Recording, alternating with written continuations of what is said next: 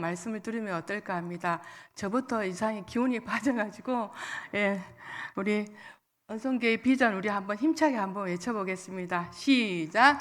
사람을 살리고 사람을 살리는 은송교회, 사람을 세우고 사람을 살리는 은송교회에 우리 모두가 쓰임받는 저와 여러분이 되시기를 간절히 기원드립니다. 우리 오늘 말씀이 한 절인데요. 마음이 청결한 자는 복이 있나니 그들이 하나님을 볼 것이며 라고 말씀이 있었습니다. 5를 맞이하였습니다. 5이 안겨다 주는 푸르름의 계절이 우리 마음에도 또 성령의 바람으로 또 생명을 담아내는 그런 계절이 되었으면 좋겠습니다. 바람과 햇빛, 공기를 머금는 생물들에게 또 우미 돋고 한기를 바라는 계절입니다. 우리 모두에게는 하나님께서 불어넣어 주신 숨이 저와 여러분에게 있습니다. 그 숨을 통하여서 하나님께서 주시는 성령의 충만함을 또 내 안에 내주하시는 성령님께서 이 시간 말씀을 통하여 우리 영혼에 화답하는 시간이 되시기를 기원드립니다. 오늘을 살아가는 현대인들의 가장 큰 관심 중 하나는 생태학적인 관심이라도 과언이 아닐 것입니다. 환경공해에 대해서 신경 과민이 걸릴 정도로 과언이 아닐 정도로 봄이 되며 황사로 인해서 하늘이 뿌였습니다. 계절이 주는 반가움도 있지만 꽃가루가 날리는 계절이 되며 힘들어하는 분들도 계십니다. 어떻게 하면 오염되지 않는 공기, 어떻게 하면 깨끗한 물, 음식을 먹을까 하고 모두의 관심사이기도 합니다. 청결은 그 사회의 문명의 척도라고 할 수 있습니다. 그리고 그 사회에 청결을 재볼 수 있는 가장 좋은 방법이 있다면 그곳에 쓰레기통과 화장실을 들여다보는 것이라고 합니다. 옛날과는 달리 우리나라에도 관광지나 휴게소를 들리게 되면 화장실의 문화가 참 좋아졌습니다. 오늘 우리 사회는 겉모양을 깨끗하게 하는 일에는 퍽 익숙해져 있습니다. 그래서 누군가 문명의 특징을 거칠의 문명이라고 말하기도 합니다. 예수님 당시 유대인들은 거칠애를 좋아했습니다. 그들은 마음보다 거칠애에 더 신경을 썼습니다. 그들은 깨끗한 음식과 부정한 음식을 엄격히 구분했고 어쩌다 사람들이 부정한 곳, 부정한 음식을 먹게 되면 반드시 옷을 씻었습니다. 유대인들처럼 청결하게 손을 씻고 옷을 빨고 하는 것은 위생적인 관심 때문이 아니라 순전히 의식적인 것이었습니다. 손을 닦는데도 정해진 의식이 있었는데 손가락을 위로 향하게 하고 모아 세우고 물을 부어서 팔꿈치로 흘러내리게 하고 그 다음에 손을 문질렀다고 합니다. 그 후에 손가락을 모아 아래로 향하게 해서 물이 손가락 끝으로 흘러내리게 했다고 합니다. 이런 의식은 오염된 인간을 깨끗하게 한다고 그들은 생각한 것입니다. 예수님께서 오늘 본문 말씀을 통하여서 이러한 유대인의 정결 개념에 마음이라는 단어를 첨가함으로써 청결의 본질이 무엇인가를 밝혀주고 있습니다. 청결의 의식이나 예전의 문제가 아니라 이것은 내적인 문제요, 진실의 문제라는 것입니다. 어느 날 예수님의 제자들이 손을 씻지 않고 음식을 먹었습니다. 그 모습을 본 바리새인들이 비난하기를 당신의 제자들은 유전을 지키지 않고 손을 씻지 않은 채 음식을 먹습니까? 라고 했습니다. 그러자 예수님께서 대답하시기를 씻지 않은 손으로 먹는 음식이 사람을 더럽게 하는 것이 아니라 너희 마음에서 나오는 것이 사람을 더럽게 한다라고 말씀하셨습니다. 예수님은 외식하는 바리새인들을 향하여 해칠한 무덤이라고 책망했습니다. 봉한 무덤은 깨끗하게 해칠한 것으로 겉은 깨끗하지만 실상 그 속은 송장이 썩어 냄새가 납니다. 바로 그런 모습이 바리새인들의 모습이고 또한 인간들의 모습이라는 것입니다. 그러면 우리는 어떠한가입니다. 모두가 주님 앞에 나올 때 거룩함을 유지하려고 애를 쓰게 됩니다. 모두가 아무 문제 없는 듯 우리 모두가 예배 드리고 있습니다. 정작 하나님 앞에 해결해야 할 문제들을 그 잘못들은 그냥 놓아둔 채 말입니다. 해결되지 않는 죄의 문제, 해결되지 않는 사랑과의 문제, 마음에 꽉 들어차 있는데 나는 하나님께 아무런 문제 없다듯이 복을 내려달라고 기도하고 있습니다. 마음 안에 시기와 이기적인 것과 마음에 가득 안고 있는데 말입니다. 그런데 안타까운 것은 저러면 안 되는데, 저러면 큰일 나는데, 누가 봐도 그것은 아닌데 라는 마음으로 우리 모두가 서로를 향해 가리키고 있습니다. 우리는 자신이 아무런 문제 없다듯이 생활하나 삶은 거짓말을 하지 못합니다. 왜냐하면 우리는 생명을 가진 사람으로 내가 심은 것만큼 싹이 나기 때문입니다. 사람이 무엇으로 심든지 그대로 거둔다는 주님의 말씀을 통하여서 삶을 어떻게 대해야 할지, 어떻게 삶을 바라보고 살아야 할지 우리 정신을 차리게 합니다. 숨길 수 없는 것이 우리 마음이 아닌가 합니다. 마음 안에 있는 것은 그 무엇을 통해서라도 드러나게 되어집니다. 과연 지금 내 마음에 이루고 있는 생명의 씨앗, 삶의 씨앗은 무엇이 되어주고 있는지요? 예수님이 유대인의 정결 개념에 더하여 마음이 무엇일까? 여기서 마음이라는 것은 마태복음 5장 3절에 나와 있는 심령과는 다른 단어이지만 같은 의미로 지닌 용어로서 인간 인격의 중심을 의미하고 있습니다. 지적, 감정적, 그리고 의지적인 요소를 모두 합쳐서 성경은 마음이라고 하고 있습니다. 하루에도 12번 변하는 것이 우리의 마음인데 그 마음을 통하여 우리의 인격의 격이 달라집니다. 날씨가 좋으면 마음이 좋아라고, 날씨가 흐리면 마음이 우울해하고, 날씨는 날씨의 제 역할을 다 잘하고 있는데 변화를 인정하지 못하는 우리의 마음만 복잡함을 안고 있습니다. 그러면 그 마음이 어디에 있는가? 어느 민족은 머리에 있다 생각하고 어느 민족은 가슴에 있다고도 생각합니다. 아프리카의 어떤 부족은 마음이 오른손에 있다라고 생각한다고 합니다. 아담의 현상을 입은 인간의 마음은 가만히 두면 때가 묻고 더러워집니다. 더러워진 마음은 마음에서만 머무는 것이 아니라 우리의 영혼을 병들게 하고 그 결과로 우리는 남을 비방하고 또 덕을 담아내지 못하는 이야기를 하게 됩니다. 인간의 마음에는 불행만 있는 것이 아니라 행복 또한 있습니다. 같은 사건인데도 어떤 사람에게는 불행의 계기가 되고 어떤 사람에게는 행복을 여는 기회가 되어주기도 합니다. 똑같은 일을 보고도 자신이 가지고 품고 있는 마음 따라 인생의 길과 삶의 이야기가 달라집니다. 경건하게 살려고 한 신앙인의 어느 날 입이 퉁퉁 부어서 목사님을 찾아왔습니다. 왜 그렇게 입이 보이냐고 물었더니 그 사람이 대답이 이러합니다. 이놈의 입이 어찌나 자주 실수를 해 크게 망신을 당하는지 너무 화가 나 몇 대 지어 박았습니다. 라고 하는 것입니다. 우리가 아름다운 행동을 하지 못하고 덕을 세우지 못하는 말을 하지 못하는 것이 우리의 입이나 팔, 다리가 잘못되어서가 아닐 것입니다. 우리의 마음이 삐뚤어지고 우리의 심령이 깨끗하지 못하고 우리의 생각이 병들어서 그런 결과를 낳게 되는 게 아닌가 합니다. 예레미야 선지자는 내 마음의 악을 씻어버리라고 외치고 있습니다. 솔로몬은 내 마음을 지키라고 권면합니다. 우리의 마음의 밭을 갈지 못하면 우리의 마음의 포도를 지키지 못할 때 온갖 잡초가 무성하게 자라고 온갖 짐승들이 우리의 마음을 포도원을 헤집고 다니게 될 것입니다. 매일매일 마음의 밭을 갈아엎지 못하면 무성한 잡초들이 질긴 줄기들이 우리의 마음에 깊숙이 들어가게 되는데 이 사실을 알고도 마음의 밭을 내버려 둔다면 믿음의 생활에는 더 이상 열매는 맺지 못할 것입니다. 마음으로 말씀을 들을 수 있는 귀가 저와 여러분에게 열려 있어야 합니다. 마태복음 13장 3절에서 8절에 있는 말씀은 귀 있는 자는 들으라고 우리에게 말씀합니다. 듣지 않는 마음에서 더 이상 삶의 변화는 일어나지 않습니다. 흙이 얕은 돌밭에 떨어진 씨앗에 대한 말씀으로 주님은 그런 씨앗은 나지만 반면에 바로 죽는 씨라고 하셨습니다. 이스라엘 땅들은 그 속에 뜨거운 석회암으로 이루어진 곳이 많이 있습니다.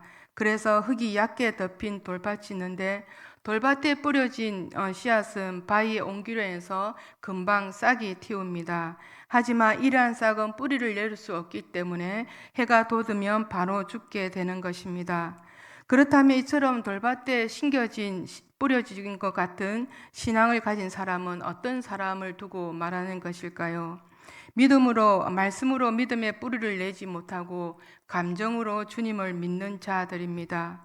열광주의에 빠져서 금세 주님을 찬양하다가도 또다시 금세 마음의 감정에 따라 시험에 빠지기도 하고 교회를 오고 가기도 합니다. 우리 주변에는 자기 감정에 신앙의 초점을 맞추는 이들이 덜어 있을 수 있습니다. 그래서 기분이 좋으면 주님의 은혜가 충만한 것 같은데 또 기분이 언짢으면 하나님에 대하여도 언짢음을 서슴없이 나타냅니다.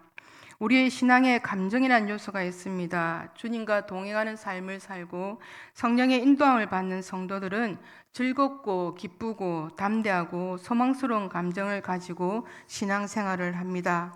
신앙생활은 감정만으로 이루어지는 것이 아닌 것을 우리 모두가 다 잘 아실 것입니다. 감정주의 신앙은 대단히 빈약하고 또 취약한 신앙입니다. 왜냐하면 인간의 감정은 변화무쌍하고 조속간에 변하는 것이 사람의 감정이기 때문입니다. 조금만 이래도 흔들리고 변하는 것이 우리의 감정인데 신앙의 근거를 우리의 감정에 두어서는 안 될 것입니다. 성경은 진정한 성도는 환난 중에도 즐거워한다고 우리에게 말씀해 주고 있습니다. 라디오나 텔레비전의 채널은 방송국에서 송출된 전파가 주파수와 똑같아야 수신이 가능할 것입니다.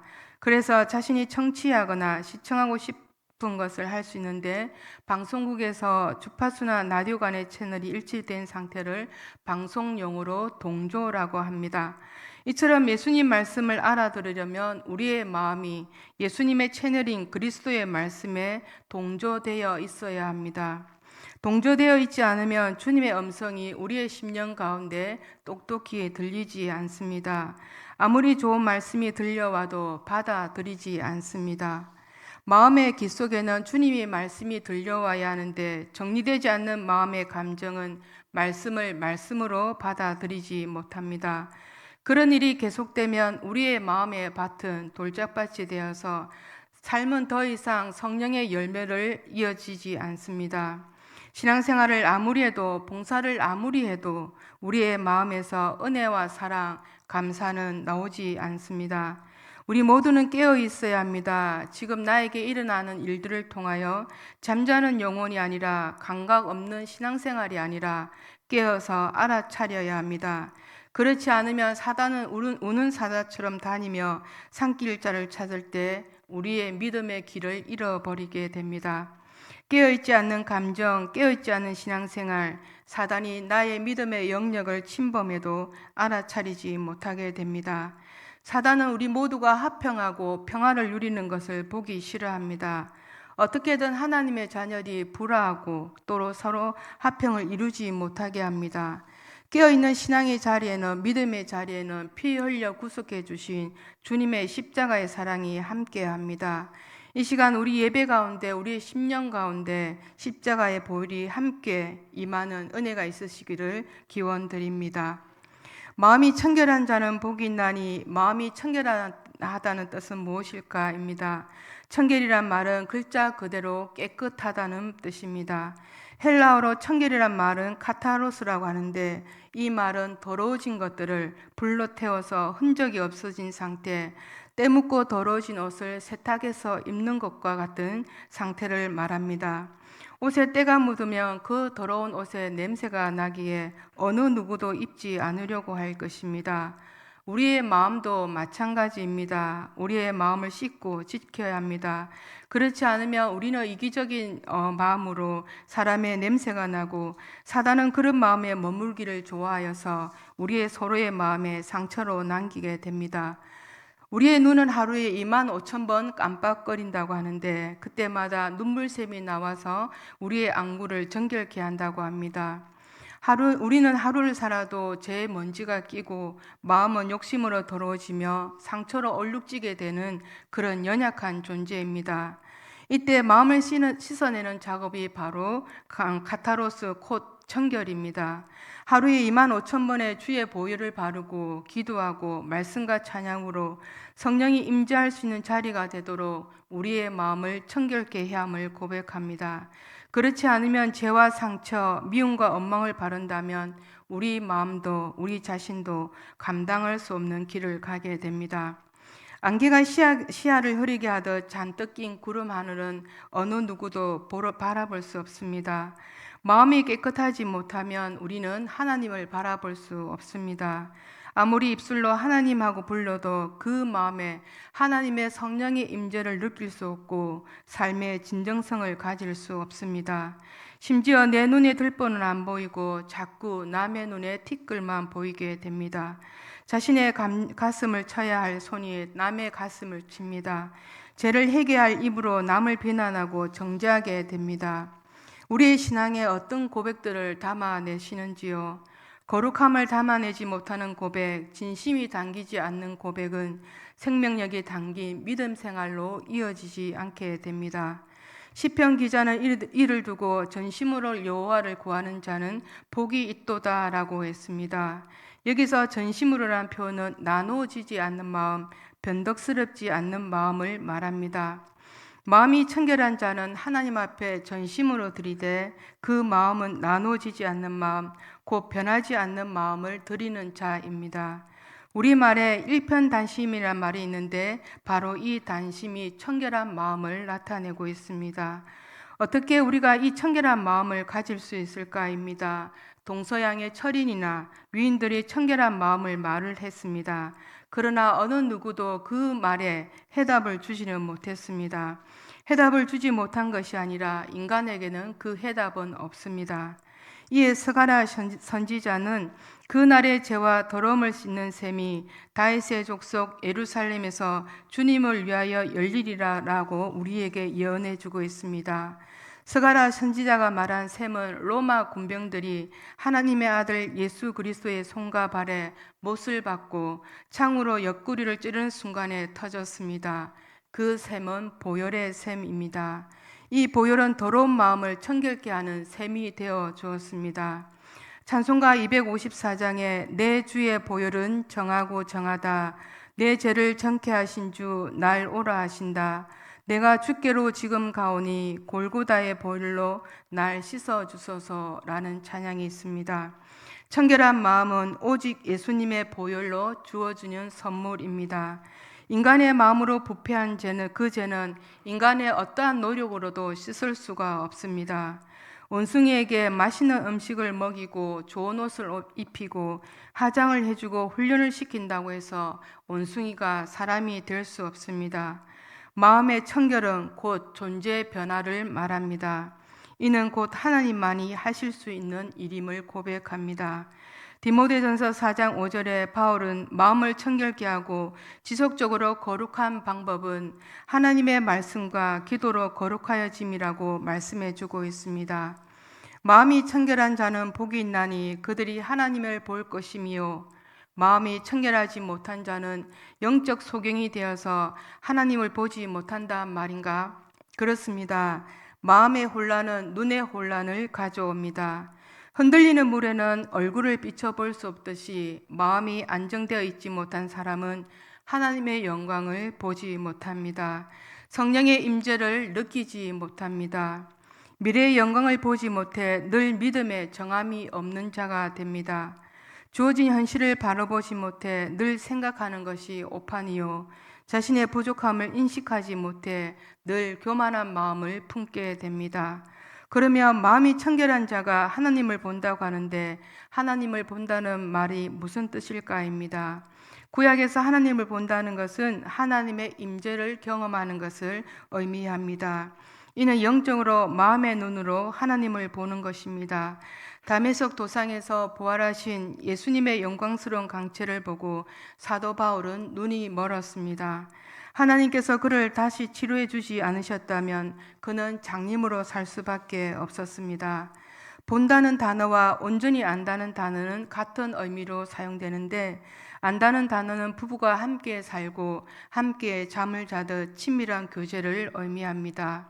허물 많은 우리 자신이 하나님을 만나고 그분과 교제를 한다는 사실이 얼마나 감격스럽고 영광입니까?